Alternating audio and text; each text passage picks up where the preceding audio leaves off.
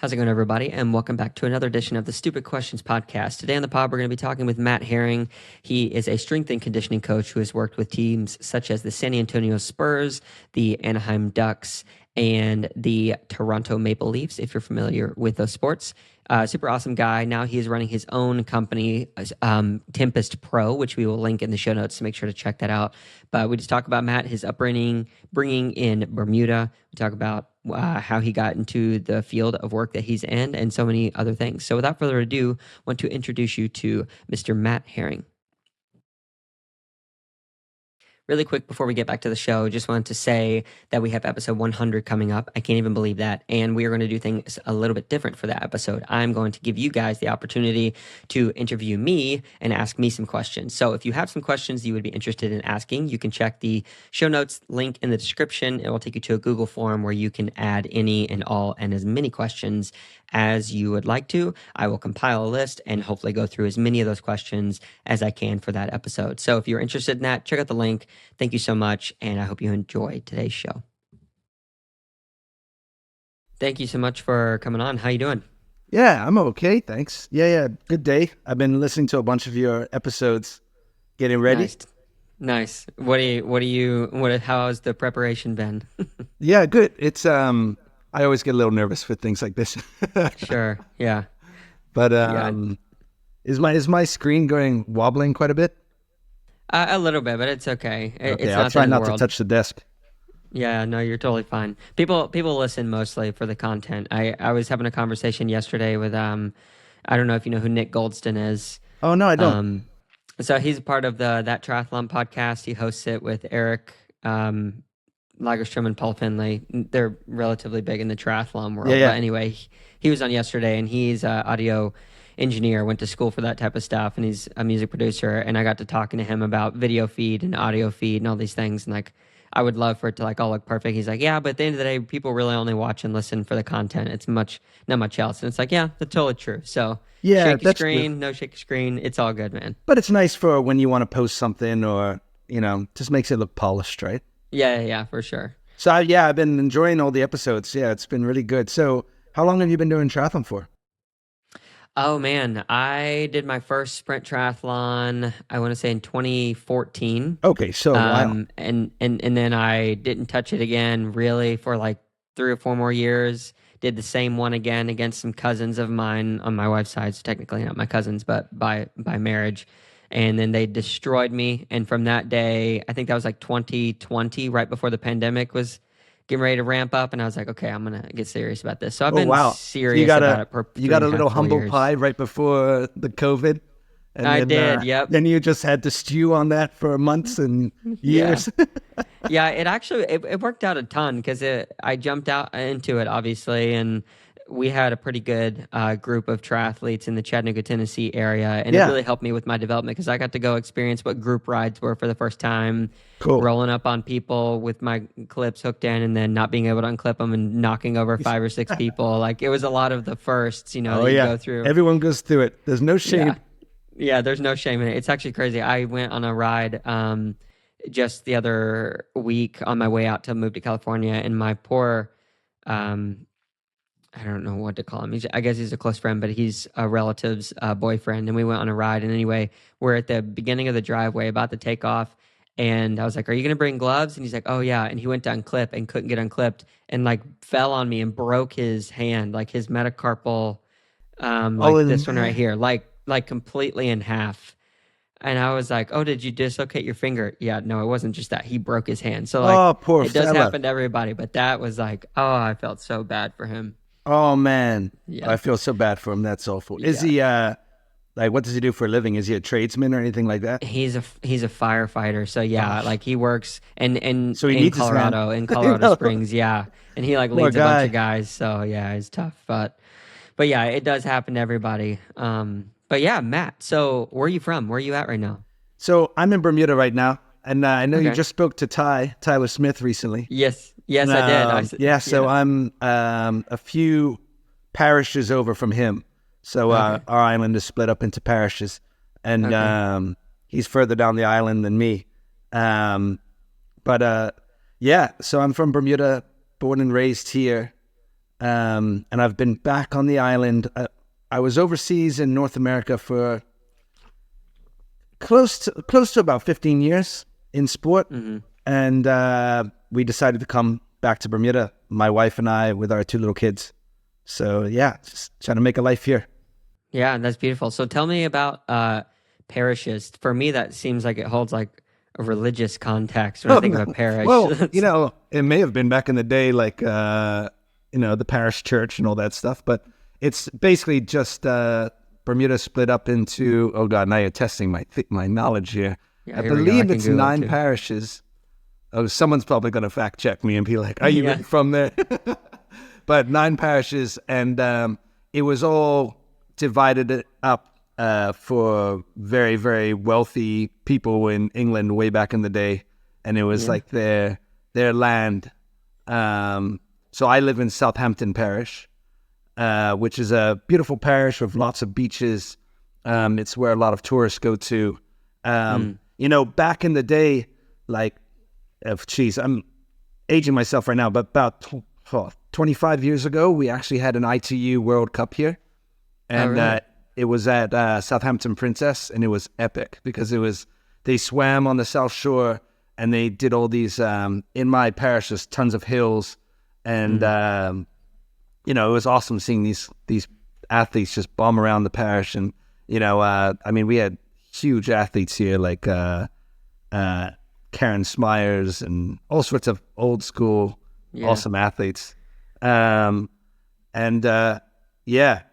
So Ty, I actually don't know where Ty's from. I think he's from Smiths, but he's from another beautiful parish, but his parish is a lot more hilly.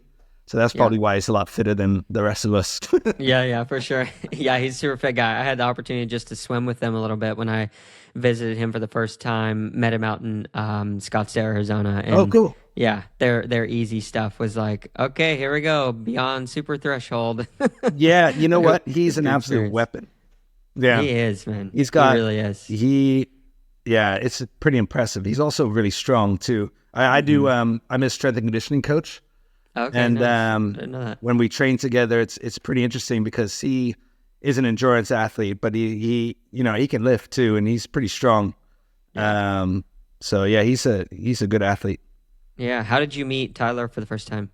We're just from a small island. It's Everybody when I was doing everybody. triathlon way back in the day, his mom, well, she still races. She still dominates overseas and goes to Kona and wins her age group and stuff. She's awesome. Oh, really? But Ty was just this little kid that used to come to all the races, and now he's an Olympian. So it's pretty cool. But yeah, we're just a small, tight community, and you get to know people, and people know of other people, and then when you go to the supermarket here, you know everyone pretty much. Yeah. I bet. Do you know what is the population? I may have asked him, but do you know the population of Oh, I think Bermuda? it's like 63,000 or somewhere around there. We always hover between about 60,000 to 65, depending on all sorts of things. And we actually lost quite a bit of population during COVID. A lot of guest workers went back to their home countries. And I think our population is starting to come back up now. But it's pretty interesting. Our economy is really affected by the amount of people on the island, obviously. So, we I think there's a sweet spot of, 65,000 where our economy really thrives. Yeah. And when it's about 60, it's like times not hard, but it's just different, It's definitely noticeable. Yeah, definitely. Yeah, interesting. So you were born and raised in Bermuda? Yeah. Born and raised here. My parents are actually from the UK originally. They moved here a long time ago. They've lived here longer now than they did in the UK. I think they moved in their 20s. So in the 70s, they moved here. And they made this their home. They basically were going to come for a few years, and they've been here ever since. My dad was a sailor, and he was sailing for Great Britain, and Bermuda was holding the World Championships here at the time, in the 505s, I believe his boat was. He came to represent Great Britain, and while he was here, I guess he must have just fallen in love with the island and thought, I'm not leaving this place. Yeah, that's awesome. So you were introduced to, I guess, sailing, that is a type of endurance sport. I mean, I know literally nothing about it, but would you consider it that? Yeah, it's definitely, it takes a hard type of person, in terms of it's you against nature and against competitors, or with nature, depending on how you look at it. But yeah, it's interesting. I mean, it takes a lot of different strength work in terms of, and there's, I'm sure there's strength and conditioning coaches for sailors that would correct me, but I mean, I imagine it takes a lot of grip strength, takes a lot of core stability. You just have to be a real athlete all around, really. Agile, especially on these catamaran boats that they race in Sail GP and stuff. I imagine that you just have to be a good athlete, really, and strong. Yeah. How did that affect you, like growing up, like seeing your dad do that kind of work? Like, was this his primary focus? No, you know what? When we honestly, when he had kids, he really, devoted his life to our passions. So, my brother was into triathlon, so I kind of followed suit. And my sister was big into field hockey. And yeah, he just really was very supportive to us, to be honest. We always grew up with sailing in the background in terms of, you see it everywhere. And they have big races here from the east coast of America out to Bermuda, namely the Newport to Bermuda race, Newport, Rhode Island to here. And yeah, it's pretty cool, man. I mean, it's cross-ocean racing. So, every few years you hear about boats that capsize and they had to abandon or whatever. And, it definitely takes some nails to, people that are tough as nails to do it. Yeah. What time of year is that race happening? That's a good question. I believe it's the summer. I think it just happened, actually. So it's October now. So it's probably a month ago. Yeah. Yeah. Because they also have epic parties when they get here. So they have big dock parties, and there's all these amazing boats on the dock, and everyone goes to kind of party with them and, have a rum swizzle and a darker stormy with them. So, yeah, it's good. That's really awesome. So your mom, what does she do? Or what was she like growing up for you? Oh, man, she was the backbone of our family. She was a primary school teacher, and then when she had kids, she stayed at home. But she did so much for us, and so supportive, and took us everywhere and took us to every practice. And, it's, none of us would lend. It's pretty cool. My sister has had a really awesome career. And my brother too, and especially in athletics. So it's amazing what they did to contribute to that. Yeah. So it seems like support and sport are like very huge pieces of who you are and the upbringing that you had. I guess the first question that I really want to ask to get to the core of things a little bit more, which you may have heard me ask people, who is Matt to you? Who is Matt? Yeah, I heard you ask this the other day, and I was like, wow, that's a very profound question. Who is Matt? First and foremost, I'm husband to Graziella, and I'm a dad to Gavin and Lucas. Those are my two main, most important jobs in the world, no matter who I'm working for or what company I'm starting or whatever. They're everything to me. So I'd say I'm a supportive dad, supportive husband. And, I just like getting outside. That's the big thing that I enjoy. I don't get to do it as much as I would like with the boys being so little. They're 4 and 2. But, there'll be a time when I can take them outside and we can really go on some adventures together. I love sport. I did triathlon. I did triathlon growing up. I played a lot of football growing up, soccer that is. And, I just really like getting after it. And then I went overseas for the last kind of 15 years, and I worked in NCAA with UC Santa Barbara. And then I went to, where did I go next? The NBA, and I went to San Antonio Spurs for a few years. And then I went up to the Toronto Maple Leafs in hockey, and then the Anaheim Ducks in hockey. So being support for athletes doesn't really allow you a lot of time to do the races you want and do all these things. But now that I'm not in that world anymore, I'm really looking forward to kind of getting back to my roots and what I enjoy doing. Yeah. How long ago was this transition to where you're making that shift, I guess, away from more like supporting the teams to going more of solo on your own? It's about 2 seasons now. So yeah, almost about 2 years, I think. We just got to a point that I enjoyed my job. My last position was with the Anaheim Ducks, and I was the head strength and conditioning coach and head of sports science, which was a great job, and I really enjoyed it. And it was a great place to live. But I believe that in life there's seasons for everything, and my little guys were only going to be babies once in my life. Long. And I just thought, you know what, no matter how much money I'm getting right now or how much clout and status I'm getting, like, I'm only going to see these boys as babies once. So we decided, you know what, let's move back to Bermuda and really lean into their upbringing and development. And so it's cool. And like now, before I used to go on these road trips for, almost 3 weeks because we were a West Coast team. So we'd go play everyone on the East Coast. And, I'd be away for almost 3 weeks and I'd miss all sorts of things, like big chunks of, especially Gavin's development when he was born.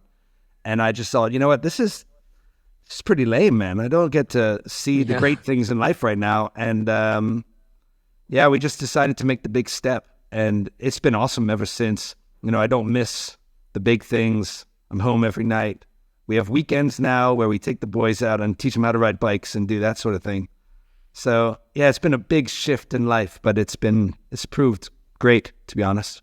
Yeah. So I really admire that choice. I don't know how easy it would be for me. I don't have children yet, but I hope and I plan that whenever that time comes that I can really be involved in it, because my sister right now, she has a 7-month-old, my first nephew.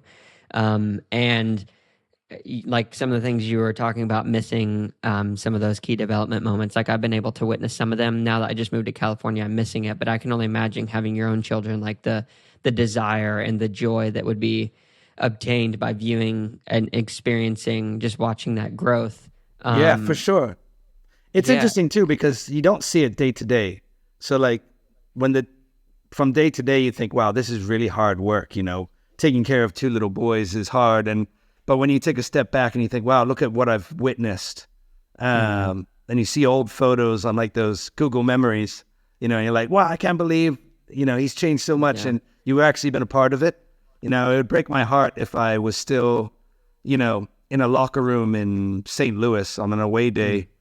And, I'm just getting videos of the boys, that would break my heart. So I'm not shutting the door on pro sport. Like maybe at some point I'll get back into it when they're older. But right now, this is my priority. Yeah. So that priority, like, again, I really admire that, and making that shift, I don't think is super, I don't think it comes easy to everyone. But then going a level deeper, now you have the 2 main priorities of your life, which are your children and like your relationship with your wife. How do you balance, or is there a balance? Is there one that takes priority over the other? Like, have you started to think about that dynamic? No, not really. I think I just like, it sounds so lame, but it's just giving it everything every day, really, and knowing that it could be taken away at any point, it's important. It's important to be, pardon? You mean like being taken away at a point, like you could die, like that kind of thing? Or I know that sounds so dramatic, but it's true. It's you got to enjoy every moment of it, and you got to be supportive for your wife who goes through such obviously life-changing events, having children, and the ups and downs of things, and just taking over when you need to, and things like that. Yeah. What have you learned about yourself through this process? Because like you said, you're giving your everything, and I can count on less than one hand the times that I have like truly had to give everything towards. Patience, man. Patience. Yeah. And how to survive with minimal sleep is like, it's amazing. It's interesting. Like you learn all these courses at university about like biology and 101 and history and all this stuff. There should just be a class of like how to do things and how to get things done, and like, you know, everyday things where you just got to grit and grind. And you know, when your baby's crying at 4:45 and he wants to get up, and you're like, okay, you know, I'm not having the 7 to 9 hours that's recommended me by Huberman, you know. Yeah. I gotta get this done, you know. It makes me laugh because you listen to these podcasts and they say stuff like, what's your morning routine? And I'm just like, damn. Survival. What a luxury. What a luxury. Yeah, I just stand there in the sunlight and absorb the vitamin D, and it regulates my... Oh, come on, man. Like, when it's 4:45, you are down there, you're putting that coffee on, and you're just like, okay, here we go. You know, it's going to be a tough one.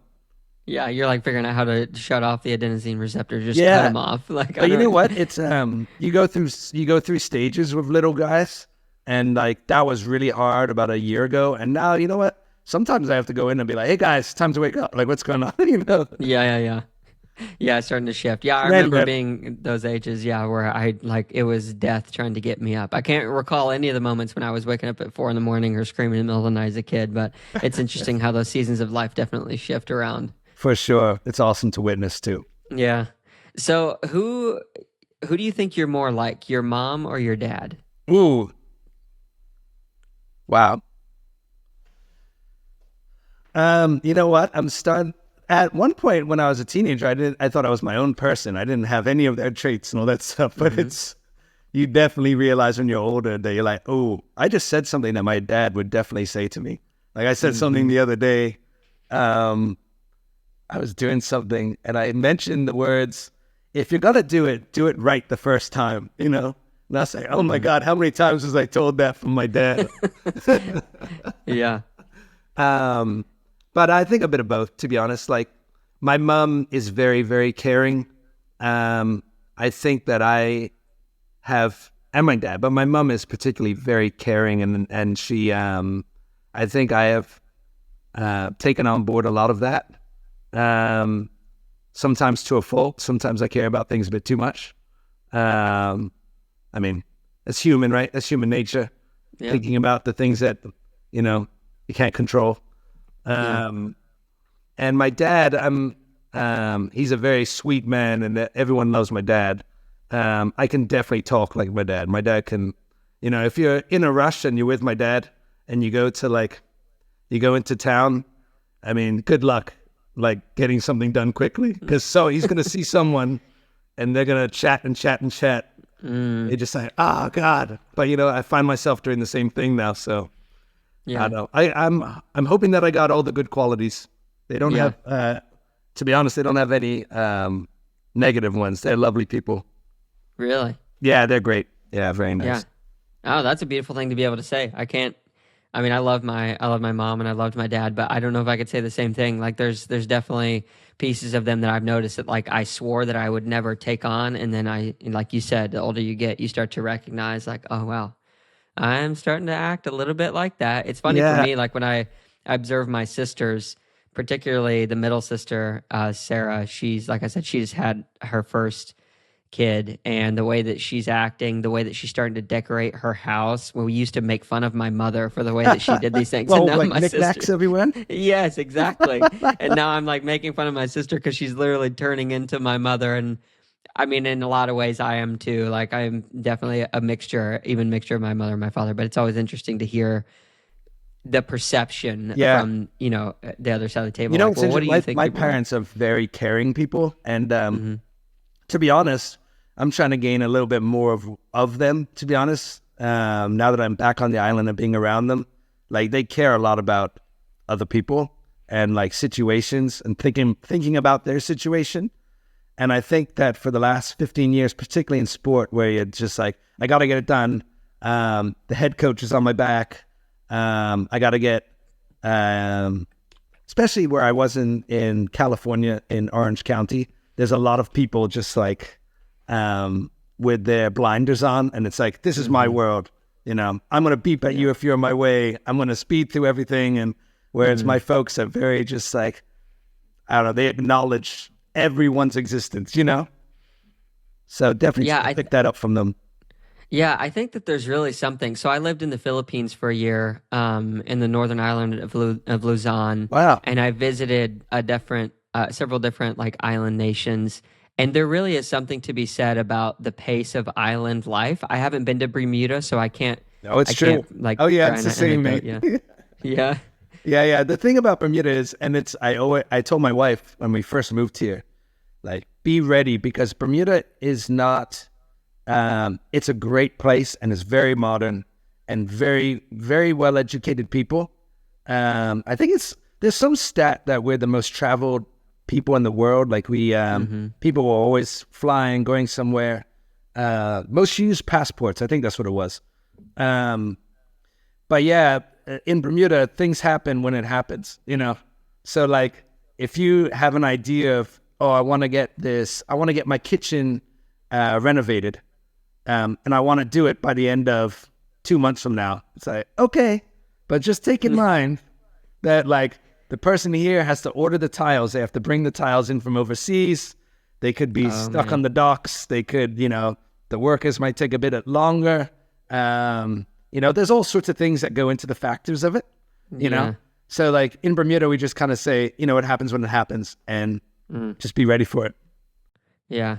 Oh, that's a good point. I never thought about that because I was gonna ask like, what do you think makes the island life more like laid back and like that? But you make a good point, especially with the import export situation, like patience. I think that Man. you know, Yeah. I mean, And you'll get patient after a while. and definitely your patience can get tested for sure. Like, especially with me having been overseas for so long now, like I'll come back and I'm like, why isn't this done? Why isn't that thing fixed yet? You know? And, you know, like for instance, roadworks in America, you have people working overnight and like the roadworks, they're doing their thing at night. And like, and we don't have roadworks at night. Like it's literally in the middle of the day, sometimes rush hour. And you're just like, this is not the way. Whenever they get out there to do it, they'll do it. But it is what it is. You know, it's just island life. Yeah, well, that's a beautiful thing. Learning how to have more patience. I think maybe somebody needs to go try out the Bermuda lifestyle for a while. Yeah. So, what was your experience like in high school? Because I know that for some people, it's like, oh, I loved high school. I want to go back, and like they live for the glory days of high school. But then there's other people. It's like that was the worst time of my life, and I care never to go back. That's kind of where I sit. So where are you on that spectrum? Oh man, I was so fortunate to have gone to a good school that had like great people in my class.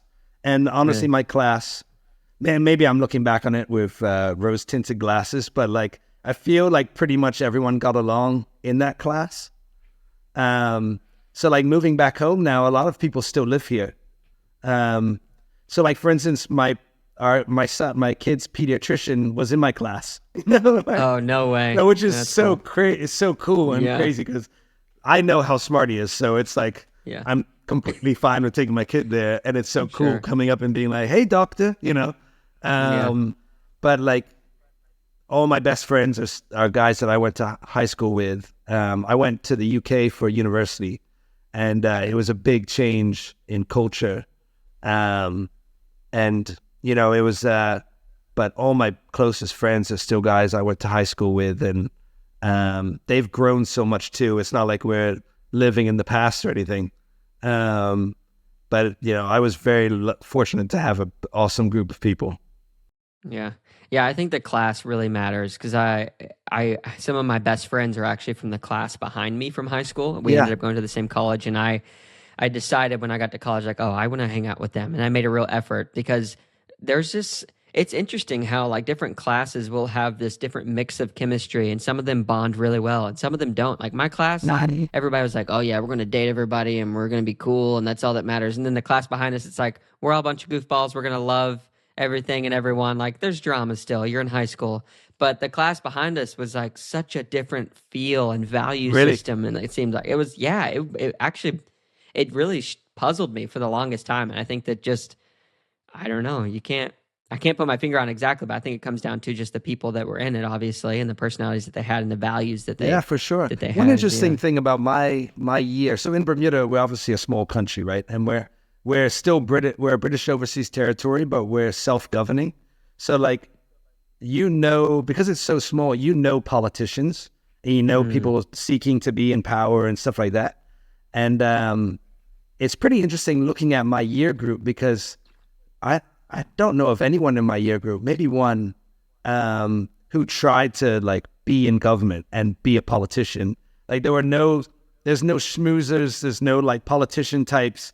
Everyone in my year group was very genuine and very, there was no animosity between us and no privilege, and it was pretty cool. Yeah. Yeah, that's a blessing, man. So in high school, as you're wrapping that up and you're starting to move toward whatever the next step of education is, when did you start to really figure out who Matt was, like, and what he wanted? Oh man, I'm still trying to figure out who he is. Yeah. No, looking back on it, I knew absolutely nothing when I was when I was like 16. I knew that I loved triathlon. That was my passion. I trained a lot. I love sport. It was kind of inevitable that I was going to do sports science, because honestly, like, school wasn't really I didn't love it, in terms of the act of going to school and learning and teachers, and it wasn't really my jam. I liked reading about things and researching things and investigating things that I was interested in. But, if we're going into history class and we're learning about the Industrial Revolution, I'm like, you know what? Actually, what's interesting is that now I'd be interested in learning about that. But at the time, I wasn't interested. So it was inevitable. I wanted to do sport, and going into sports science at university was kind of what was going to happen for me. And everyone kind of knew it already. So yeah, in terms of finding myself, man, it might sound cliche, but I'm still trying to figure it out now. Yeah. No, I think the best life lived is one of a student for all of eternity. Now, I'm similar to you. Like, I hate school, have always detested it. I think that there are places for it, specifically, I guess, in the medical field, because, I mean, I don't know any other way to do that. I mean, you could do some on-the-job apprenticeships, but maybe not for open heart surgery. But yeah, it's not so interesting what you said. It made me think when you said, like, now you'd be interested in learning about those things, the history or whatnot. I think it's so interesting to me, really fascinating how, as we mature, things like deep conversation or learning about the past, and just having deeper conversations, I guess because we have more of that frontal lobe development, it becomes something of more interest. Because I remember as a kid going to church functions or anything where adults gathered to talk, and like my parents would talk, it seemed like for an eternity. I'm like, what can you possibly be talking about? There are things to do. There are balls to bounce out here. Yeah, like I want to go home. But now, like, I could do it for hours. Yeah. It just, I'm trying to put my finger on that as well. Like, why is that? Well, I think it's that learning, as you just said, like being a student through life. And like when you get older, you realize how much you can learn off other people, just in terms of like what they're up to, and it gives you ideas and interest, sparks interest for you. If you're at a function and you see someone and they're like, oh, you know what, I'm running a marathon next week, my first marathon. And then that's the amount of stuff that you could probably learn from that conversation, just in terms of something being sparked within them. And then you go away from it and you're like, maybe I need a new interest. It was interesting that marathon sparked their interest. What would spark my interest? You know what I mean? So like, you can learn so much from just the most random conversations. Yeah, you truly can. With triathlon, like you've mentioned that a few times, like it was obviously a piece of who you were. What sparked that interest? And then what eventually, like, did you have dreams to become an Olympian or to go that route? Oh, I definitely had dreams of it. Yeah. That's about as far as I went. Yeah, I mean, like, I enjoyed it, put it that way. It was it's a cool sport. I also had a lot of good friends doing it. There was a group of us doing it at the time. And, we would go away overseas to the US and Canada and UK and compete. And, I just really liked being around these guys and girls that were doing that. And it's cool because I see them in the street now. and it's awesome. And obviously Flora went and won the gold medal at the Olympics. She was definitely on those trips. So like it's interesting. I always had a passion for it. To be honest with you, I kind of enjoyed. I had an interest. Obviously, I would have loved to have done what like Tyler did and all that, of course. But Sure. I was pretty realistic about it. When I was 16, I had the body to be doing rugby rather than long distance running. I knew that, and like I was basically put, like my body was made for running into people. Yeah. So to answer your question, like I was always pretty. I knew my limits. Like I think I would have done pretty well in the future, but I would never have been at any of those levels. But one thing I really did like about triathlon when I was growing up was I loved the ocean, and that's definitely my happy place, taking the boys to the beach or going swimming, surfing, that sort of thing. So I just love it's so beautiful here to do a triathlon. And there's really, to me, there's not many better feelings than, absolutely giving it everything you got in the run, and you're just like covered in salt water, and there's ocean spray, and there's like winds, and it's awesome. It's a great place to do it. Yeah. So that's kind of what I was into, was just being in nature.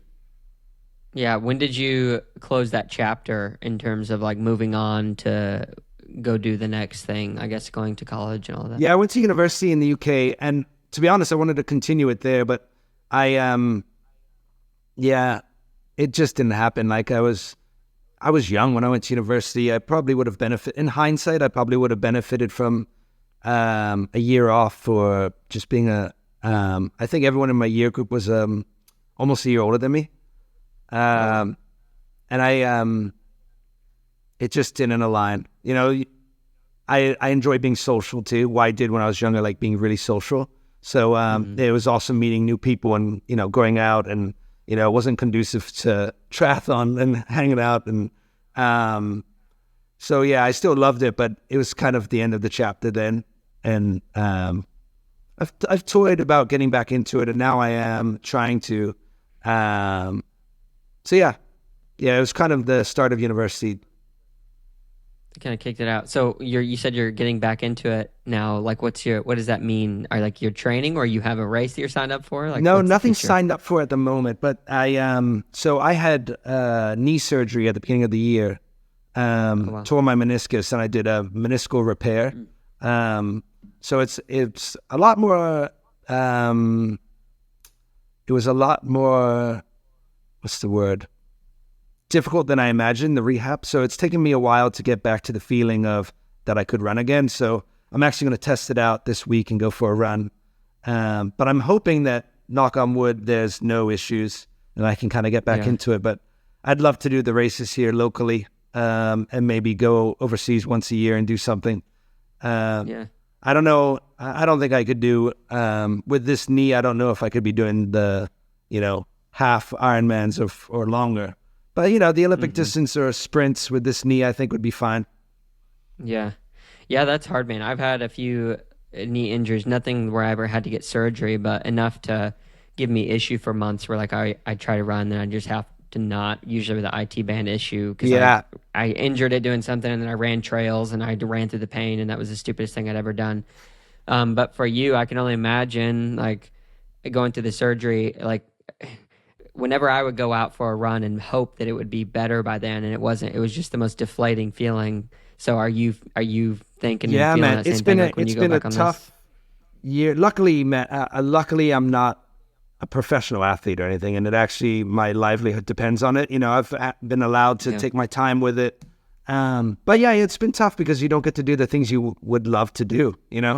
And so the day I did it, we were in New Zealand actually, and we had these split up the days where my wife and her sister and her mom went and had like their day, and we took care of the kids, and then we swapped it the next day.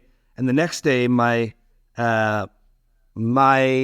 wife's brother-in-law and I went for a surf in the morning, and then I did like a big beach run in the afternoon. and it was like the greatest day. And later on that night, we were just hanging out, and I felt like I needed to stretch my leg, like, oh my. and then I stretched it, and I just felt this like like a little like crack. It's like, wow, that was strange. That didn't sound good, And it was like, it was so strange. And the next day I couldn't walk, and then it was really inflamed, and it eventually went down. And we were overseas from Bermuda for, so I should tell you, after we finished pro sports, we basically had a year before we moved back to Bermuda properly. We went to New Zealand for my sister-in-law's wedding. My wife's from Brazil, so we went to Brazil and saw family there for a few months. No, it wasn't a year. I guess it was 6 months. 6 months we gave to it, and it was awesome, man. It was we had a great time. But while we were in Brazil, I had this obviously a knee injury, and I kind of knew it was a meniscus injury just from my training, from my education, and waited till we got back to Bermuda, and then I eventually got surgery on it. And it's coming along, and whatever, man. As long as I get to do the things I love to do, and and spend it and do these things with people I like, I'm cool. That's fine with me. I don't need to be breaking records and sure, running across countries and stuff. Yeah. How old are you, if you don't mind me asking? I'm 38. 38. Okay, nice. So you're still pretty young. We're still young people. Yeah. That's good, man. Although do you have Strava? Nowadays, everyone's talking about longevity all the time. Have you come across this? Like, everyone's talking about longevity, and and it just kind of dampers my mood all the time. But I'm like, we're no longer in performance mode anymore. We're just let's hold on. Oh yeah. So from the context of I'm getting old and I want to live forever. How do I make that happen? Yeah. People feel that they need to talk about longevity with me now. Damn. What happened? Yeah, that's so funny. Yeah, it's interesting. The topics of conversation have definitely shifted, I think, the past 10 years or so, a lot more toward health and wellness. And you've got this whole cold plunge which thing, is great. Which is always great. Yeah, which is great. And I think it's awesome that people are learning that stuff. But what bothers me, I think, is when it becomes a trend and we lose sight of what the actual goal is. Yeah. And that's, I also just think a lot of it is kind of fluffy, there's a lot of things to do, a lot of protocols to do, and it makes people feel that they're not doing a good job with doing the basics. They feel like, oh, I haven't done a cold plunge in a week. It's like, who cares? As long as you're spending time with loved ones, you're relatively fit, and you keep lifting, you'll be. Honestly, that's 98% of this longevity game. Yeah, literally. Look at the blue zones. Go to Italy or Osaka, I love the Japan, blue zones, or wherever that is. I love all of Dan Buettner's books.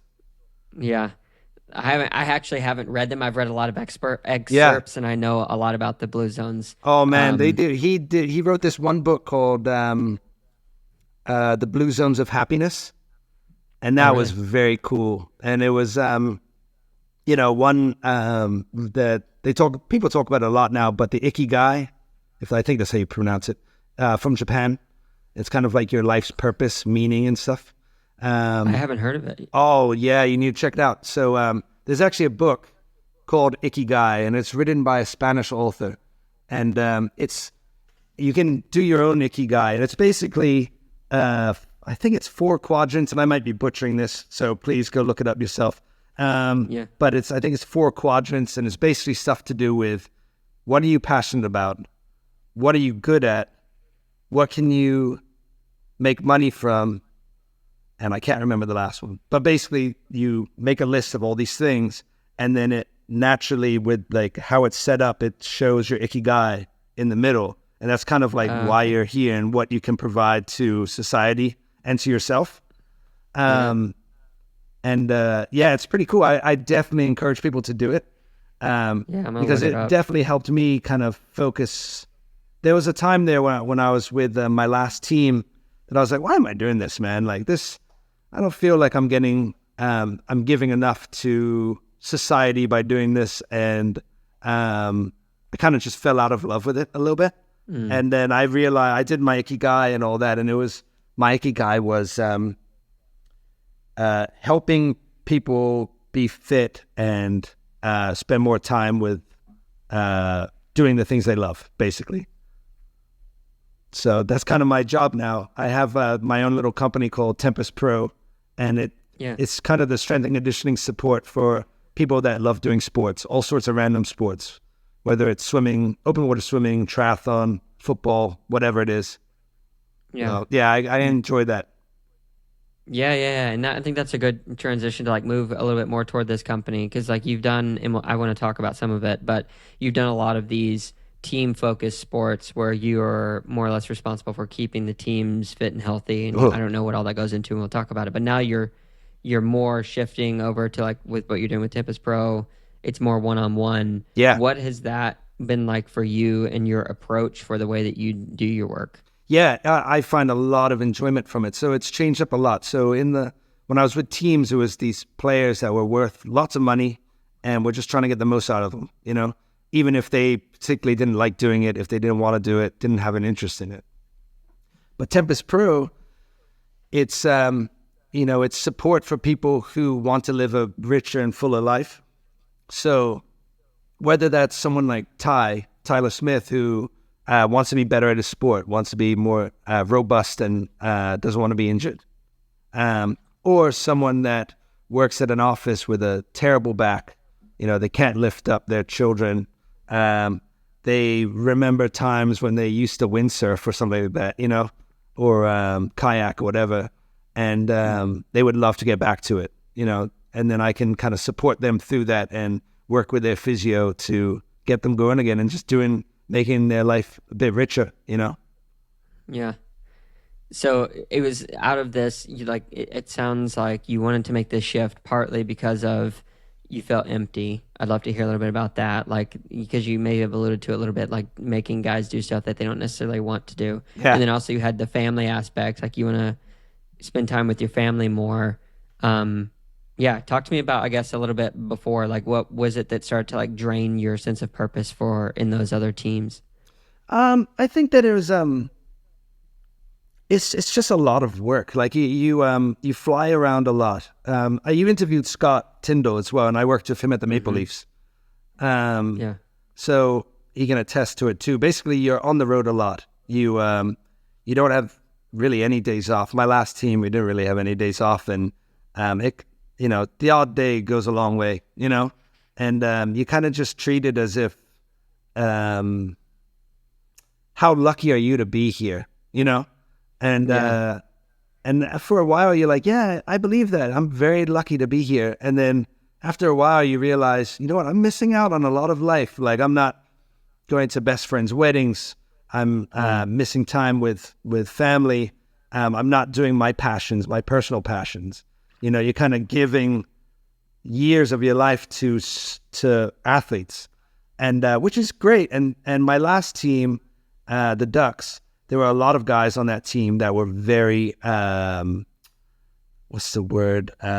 appreciative of the time you gave, but a lot of them also didn't really care. It was kind of just something they had to tick off and, how lucky were you to work with me type of thing. So yeah, there was definitely times where you kind of felt like, is this really helping the team? Is this just kind of I don't know. So I definitely went through it a little bit, hummed and hawed about what I should do. And honestly, the correct answer kind of presented itself, and we just went for it. Yeah.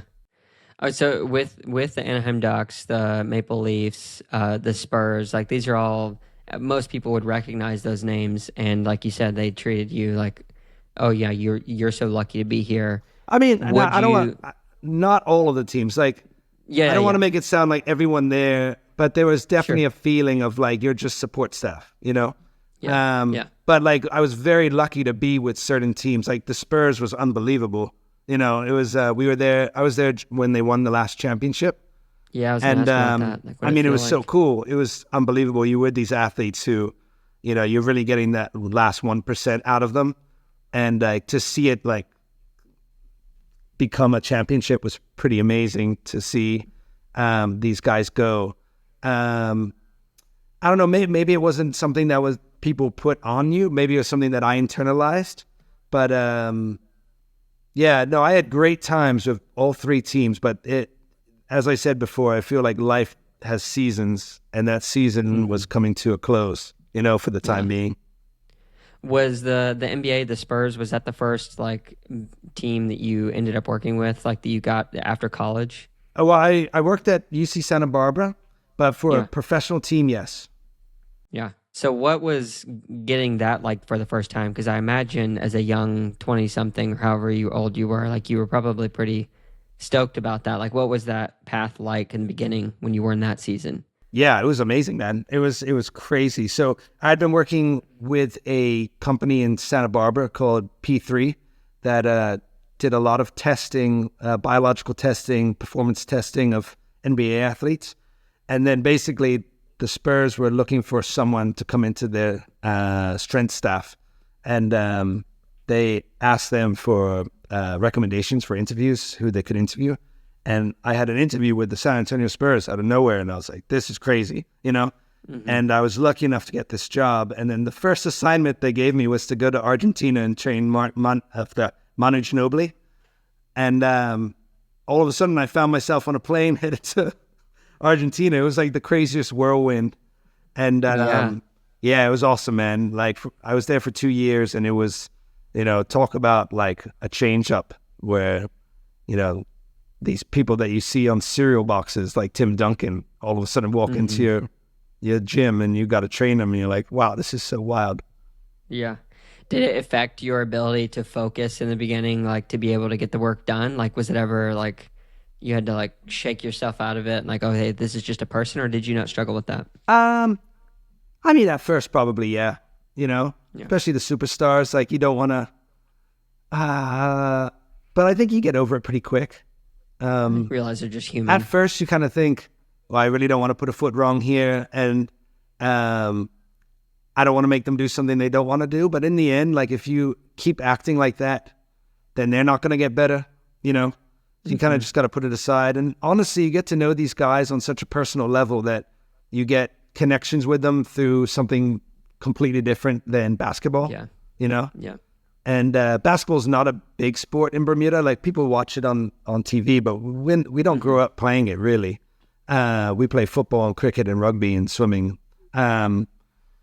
So like I didn't really have in-depth. It wasn't like I would say, wow, I remember when Tim Duncan played that playoff game against blah, blah, blah. No, it wasn't like that. I just knew that he was a superstar, So it, I didn't really have that idolization of them. But you get these connections with players that are so random, and then you get talking about that, and then you realize like, oh, this is just a normal dude that likes this, that likes this thing. Yeah. And then you kind of just forget about it, really. Yeah, people are people. Oh yeah, and they have their own problems just like everyone else. Yeah, that's good. I think that there should be more of that, like, especially in like hyper media influenced sports like Formula One or the NBA or the NFL. It's like you hear about all of the stats and it's a lot of the superficial stuff, and then every once in a while you'll hear about some scandal, but you never really hear about what they're going through that's shaping them into being like the world superstar, quote unquote, that they are, because there's so much that goes into it aside from just, I think, the active ability to like lift weights, do the run, practice the sport. Like there's so much mental preparation and fortitude that has to come. Yeah, for sure. Like, and you know what? It's interesting. I don't remember who the player was, but it's so funny because we think of athletes as these superstars that literally just do what they do, and we might think about them about driving fast cars and, but they have so many random interests. And I remember there was a photo on Instagram one time of, I'm sorry, I don't know the person's name, but he was a basketball player, good player. And he's so into Lego, and his whole house is full of Lego.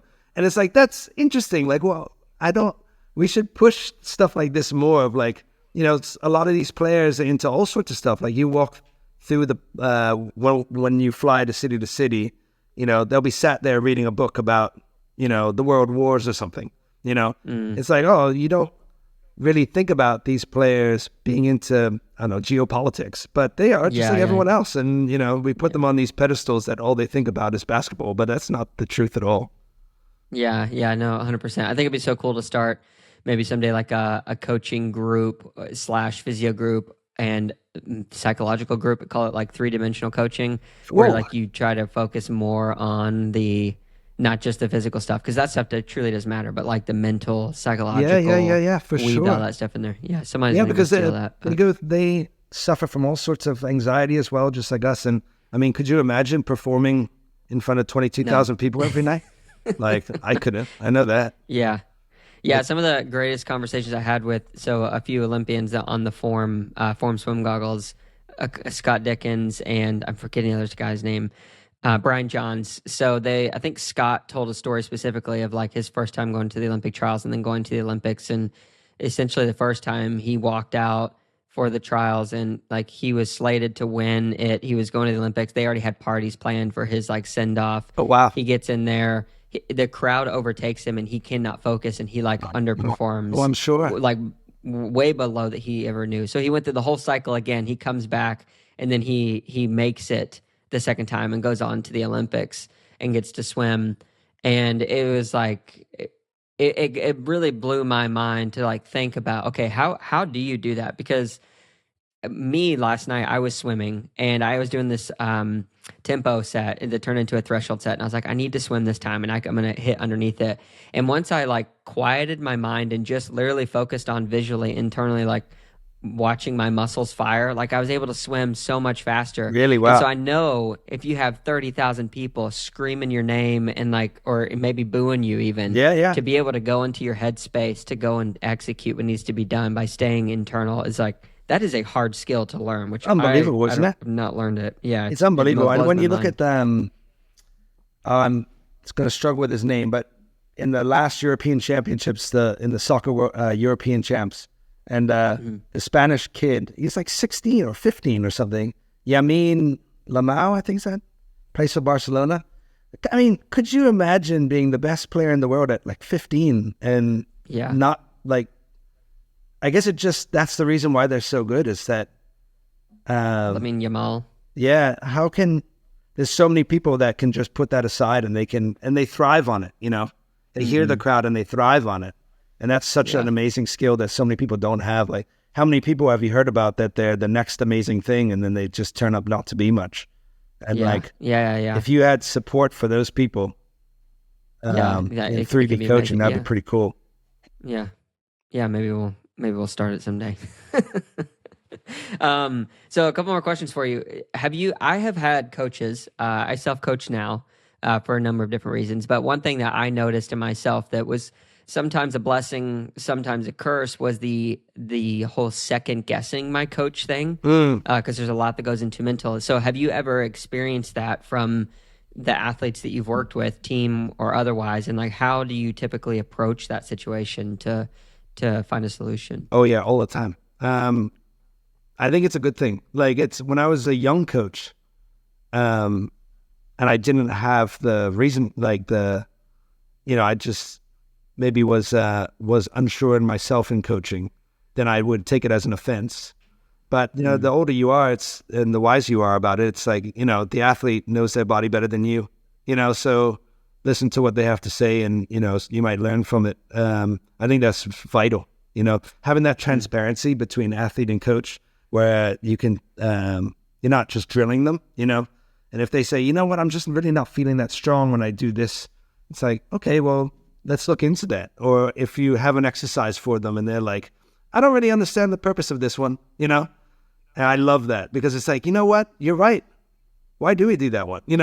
When you could do this, or this is way too easy for you, or I think it's a good thing. I think second guessing is a good thing. I think it shows a lot on the coach too if they don't allow second guessing. Yeah, I feel like everyone should do it, Yeah. Yeah, that's good feedback. So with your own ability, I imagine not like you have 16, maybe going on 17 years of experience doing this type of stuff.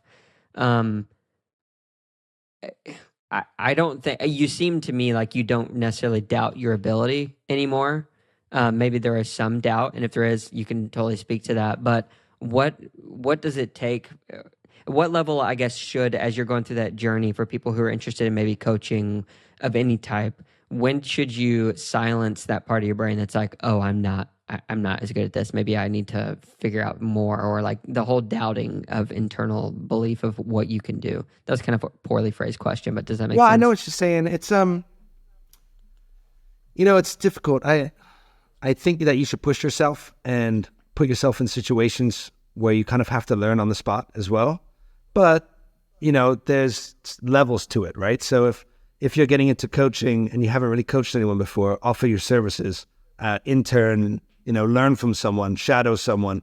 Like, when I did my master's in Scotland and in Edinburgh, and for a year I did shadowing at the Scottish Institute of Sport, where I literally just showed up and was this awkward guy that kind of just stood there and listened to the strength coach talking to, I think swimming was based there, and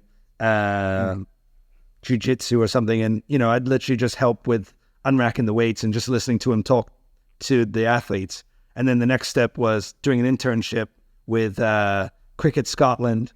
And then the next one was doing a strength internship with P3 and learning from them. And then an assisted role. And then, so as long as you're not just thrown into the deep end and you're like, oh my God, these athletes are way over my head and I don't know what I'm doing. Like, most people should go through a kind of a step progression. Yeah, like a graduation. Yeah, and progress. then there might be situations where something might throw you off, but that's just an opportunity to learn. You can't just know everything. And I think that's vital. You just got to keep learning. Yeah. If you could go back and talk to 20-year-old Matt, what would you tell him? Oh man, get some sleep. Yeah. I don't know. Oh man, you know what?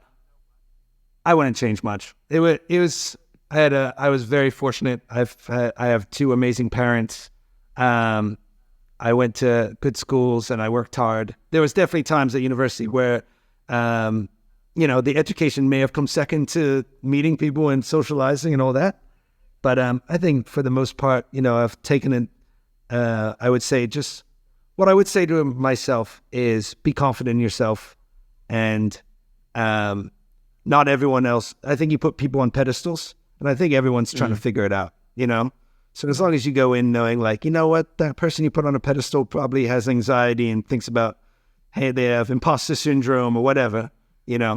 Everyone's trying to figure it out. You just need to do your best. And take advantage of opportunities. Like, every time something comes up, go for it. And I was lucky enough that I did that, so I wouldn't really change a ton, but I would definitely recommend to a young person, go for it. Like, if an opportunity comes up, even if it's unpaid for a little bit of time, you should do it, because things, momentum happens from that. Yeah. Like, that shadow ship I did, if that's what you call it, shadow ship, with the Scottish Institute of Sport. It was a bit of time on my hand to go and be there a few hours every week. But then from there, I got an opportunity to go to Cricket Scotland to help out. And that wouldn't have not have come up if I had not, done that. So you just kind of got to take these opportunities and go for it, Yeah. I like how you answer that question. The older I've gotten, the more even the bad things or when I say bad, the painful things that I've gone through, they've really shaped and defined my life into where I'm able to sit today. And a lot of those encompass the opportunities as well. And I think that's an important thing, because in all the movies you see where people do time travel, it ends up them going back trying to change someone's death or trying to change something, and then they end up messing up the whole timeline. And there's just so many factors, I think, that we don't see, that if we were able to change the past, I don't know. I think it's almost like a wasted space of energy to think about, because the things that we go through on this earth that are difficult literally have the power to define us. And if we make as good as we can, kind of truly always seeking, I think, the light or the right-ish way, like Yeah. following those morals and values, like we're going to come around to have something blossom and be beautiful. I mean, fertilizer is literally dead things that you scatter on the things we want to Yeah, grow, and it true. helps them to grow. Yeah. So, I heard a great quote a long time ago. I worked with a guy at the Maple Leafs who was really into quotes. And I might butcher this, but it was like, never a great sailor comes from gentle seas or gentle winds or something like that. And I think that's great because, everyone has to go through something to be something. Yeah, exactly. So how has your definition of success changed over time? Ooh, being happy, man. That's the main thing. You're here for such a short period of time, and that you just got to enjoy it and be surrounded by the people you enjoy and doing things that you think help society and help your loved ones. So success to me would be waking up and having some purpose and enjoy doing it. Yeah. Is there anything that we haven't talked about that brings about that just the core values, the sense of placement in the world, the way that you approach family? Like, is there something else in life that is kind of feeding that value system? No, to be honest, just you pretty much hit the nail on the head. I think it's just important to just keep thinking, what can I do to be a good person? And what would a good person do in this scenario? I think that's kind of the easiest way to do it. Yeah. And, having time for yourself and allowing yourself to cool down and to breathe, be out in nature. And I think you can learn a lot from that. Awesome.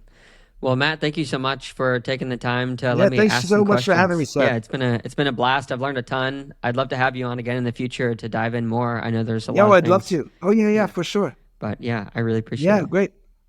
Thank you. Thank you so much for having me.